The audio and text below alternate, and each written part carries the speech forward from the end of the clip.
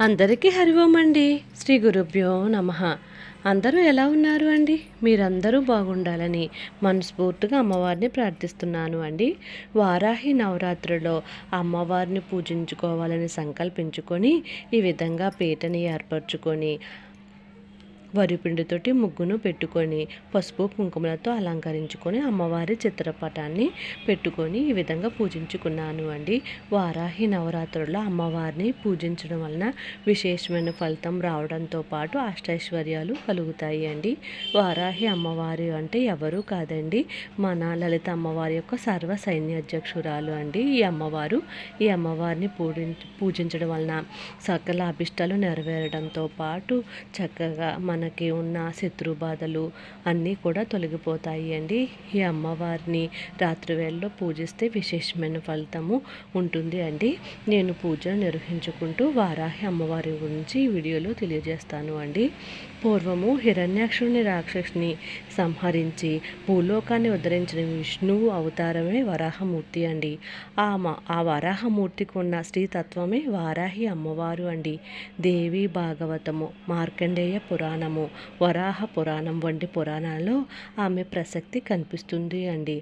ఆయా పురాణాలలో అంధకాసురుడు, రక్తబీజుడు, శంభులు వంటి రాక్షసులను సంహరించడంలో ఆమె పాత్ర స్పష్టంగా కనిపిస్తుంది అండి. వారాహి రూపము ఇంచుమించు వరాహమూర్తిని పోలి ఉంటుందండి. ఈమె శరీర ఛాయను నల్లని మేఘవర్ణంలో ఉన్నట్లు పేర్కొంటారు అండి. సాధారణంగా ఈ తల్లి వరాహ ముఖంతో 8 చేతులతో కనిపిస్తుంది అండి. లలితాదేవికి సైన్యాధిపతిగా వారాహిదేవిని వర్ణిస్తారు అండి. అందుకే ఈమె ప్రస్తావన లలితా సహస్రనామంలో కూడా కనిపిస్తుంది అండి. ఆ లలితాదేవి తరపున పోరాడేందుకే కాదు, భక్తులకు అండగా ఉండేందుకు కూడా ఒక గొప్ప యోధురాలిగా నిలుస్తుంది అండి వారాహి అమ్మవారు. ఈ అమ్మను ఆరాధిస్తే జీవితంలో ఎదురయ్యే ఆటంకాలన్నీ తొలగిపోతాయి అండి. శత్రు భయం కూడా ఉండదు అండి. జ్ఞానం సిద్ధిస్తుంది, కుండలిని శక్తి జాగృతం అవుతుంది అండి. తరతరాలుగా నిలిచి ఉన్న నమ్మకమే వారాహిదేవి పేర ప్రతి ఏటా చక్కగా భక్తులు ఈ నవరాత్రుల అమ్మవారిని విశేషంగా పూజించడమే దానికి తార్కాణము అండి. వారాహి అమ్మవారు వరాహ ముఖంతో 8 చేతులతో కనిపిస్తుంది అండి. అభయ వరద హస్తాలతో శూలము, పాశము, హాలము వంటి ఆయుధాలతో దర్శనమిస్తుంది అండి. గుర్రము, సింహము, పాము, దున్నపోతు వంటి వాహనాల మీద ఈ తల్లి సంచరిస్తుంది అండి. వారాహి మాతను రాత్రి వేళల్లో కొలుస్తారు అండి. మన సనాతన ధర్మంలో విష్ణువును పూజించడానికి ప్రాతకాలం మంచిదని, శివుణ్ణి పూజించడానికి సాయంకాలము ఉత్తమమైనదని పురాణాలు ప్రవచించాయి అండి. అలాగే కొన్ని దేవత ఆరాధనలు కొన్ని సమయాల్లో చేయడం వల్ల దానికి విశేషమైన ఫలితాలు ఉంటాయి అండి. వారాహి మాతను రాత్రి పూజించడం వలన అద్భుతమైన ఫలితాలు ఉంటాయని ప్రముఖ ఆధ్యాత్మికవేత్తలందరూ చెబుతున్నారు అండి. వారాహి అమ్మవారికి ఎరుపు రంగు పుష్పాలు అన్న, ఎరుపు రంగు అక్షింతలు అన్న చాలా ఇష్టము అండి. వారాహి అష్టోత్తరము చదువుకుంటూ చక్కగా పసుపు కుంకాలను సమర్పించుకుంటూ అక్షింతలతో కూడా ఈ అమ్మవారిని పూజించాలి అండి. ఆ తర్వాత పూజ అంతా అయిపోయిన తర్వాత ఆ అక్షింతలను ఇంట్లో ఉన్న ప్రతి ఒక్కరూ ధరించాలి అండి. ఆ విధంగా చేయడం వల్ల అమ్మవారి అనుగ్రహం సులభంగా పొందుతాము అండి. అదేవిధంగా అమ్మవారికి ప్రతిరోజు ఏదో ఒక తీపి పదార్థాన్ని, ఫ్రూట్స్ను కూడా నైవేద్యంగా సమర్పించుకొనవచ్చును అండి. ఈ అమ్మవారికి ఎరుపు రంగు వస్త్రాలంటే చాలా ఇష్టము కాబట్టి అమ్మవారికి రావిక గుడ్డను, చీరను కూడా సమర్పించుకొని ఆ వారాహి నవరాత్రిలో మన ఇంటికి వచ్చిన ముత్తైదుకి వాటిని సమర్పించడం వలన అమ్మవారి కరుణ సులభంగా పొందవచ్చును అండి. అదేవిధంగా నేను 9 రోజులు వారాహి అమ్మవారిని పూజించుకోవాలని సంకల్పించుకొని మొదటి రోజు అమ్మవారికి అభిషేకాన్ని చేసుకొని ఈ విధంగా పీఠాన్ని ఏర్పరచుకున్నానండి.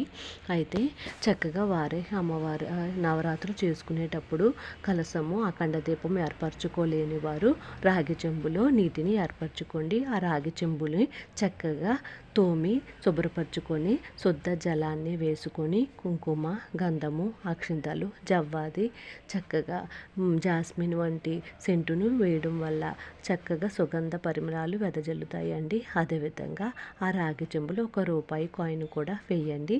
ప్రతిరోజు ఎర్రటి పుష్పాలను ఉంచండి. ప్రతిరోజు ఆ నీటిని మారుస్తూ ఉండండి. ఈ విధంగా చేయడం వల్ల అమ్మవారి కరుణ సులభంగా పొందుతామండి. ఈ విధంగా వారాహి అమ్మవారిని చక్కగా వారాహి అష్టోత్తరంతో వివిధ రకాల మంగళకరమైన వస్తువులతోటి పూజించుకోవడం వలన అద్భుతమైన ఫలితాలను పొందవచ్చును అండి. 9 రోజులు చేసుకోవడానికి అవకాశం లేని వారు అష్టమి రోజున చేసుకోండి. లేనట్లయితే లాస్ట్ 3 రోజులు కూడా అమ్మవారి నవరాత్రులను పాటించవచ్చును అండి. చక్కగా అమ్మవారి నవరాత్రులను ఒక్కరోజైనా చేసుకొని చూడండి, మీకే తేడా తెలుస్తుంది. ఈ విధంగా వారాహి అమ్మవారిని ప్రతిరోజు పూజించుకుంటున్నాను అండి. మరి ఒక మంచి వీడియోతో మేము ముందుకు వస్తాను అండి. నన్ను ప్రోత్సహించండి. వారాహి అమ్మవారికి ధూపం అంటే చాలా ఇష్టము అండి. చక్కగా ఆవు పిడకలతో ధూపాన్ని వేసి సాంబ్రాణి, గుగ్గిలము వంటి గుగ్గిలం వంటి పదార్థాలతోటి అమ్మవారికి ధూపం వేయడం వలన అమ్మవారి కరుణ సులభంగా దొరుకుతుంది అండి. ఇవన్నీ ఏమి శ్రమ లేకుండా చక్కగా చాలా తేలికగా కూడా చేసుకునవచ్చునండి. ఆవు పిడకల మీద కొంచెము నూనె పోసి చక్కగా బుడ్డూతులను ఏర్పరచుకొని హారతి కర్పూరం బిళ్ళలను వేస్తే మంట వస్తుందండి. చక్కగా అది ఘనమైన తర్వాత ఆ ఆవు పిడకల యొక్క ఆ నిప్పులను తెచ్చి సాంబ్రాణి గుగ్గిలంతో ధూపాన్ని వేయడం వల్ల మన ఇంట్లో ఉన్న నెగిటివ్ వేవ్స్ పోవడంతో పాటు పాజిటివ్ వేవ్స్ రావడంతో పాటు ఇంట్లో చక్కగా మంగళకరమైన శుభకరమైన వాతావరణం నెలకొంటుంది అండి. ఈ వారాహి అమ్మవారిని ఒక్కరోజైనా పూజించుకొని చూడండి, తేడా మీకే తెలుస్తుంది. అమ్మవారికి తేలికైన ప్రసాదాలను ఈ విధంగా ధూపాలను ఏర్పాటు చేసుకోవడం వల్ల చాలా మంచిది అండి. ఈ విధంగా వారాహి నవరాత్రులు చేసుకుంటున్నాను అండి. మరి ఒక మంచి వీడియోతో కలుస్తాను అండి. నన్ను ప్రోత్సహించండి. లోక సమస్త సుఖినో భవంతు. ఈ వీడియో కనుక మీకు నచ్చినట్లయితే ప్లీజ్ లైక్ చేయండి, షేర్ చేయండి, కామెంట్ చేయండి, సబ్స్క్రైబ్ చేయండి. మరి ఒక మంచి వీడియోతో కలుస్తాను అండి. లోక సమస్త సుఖినో భవంతు.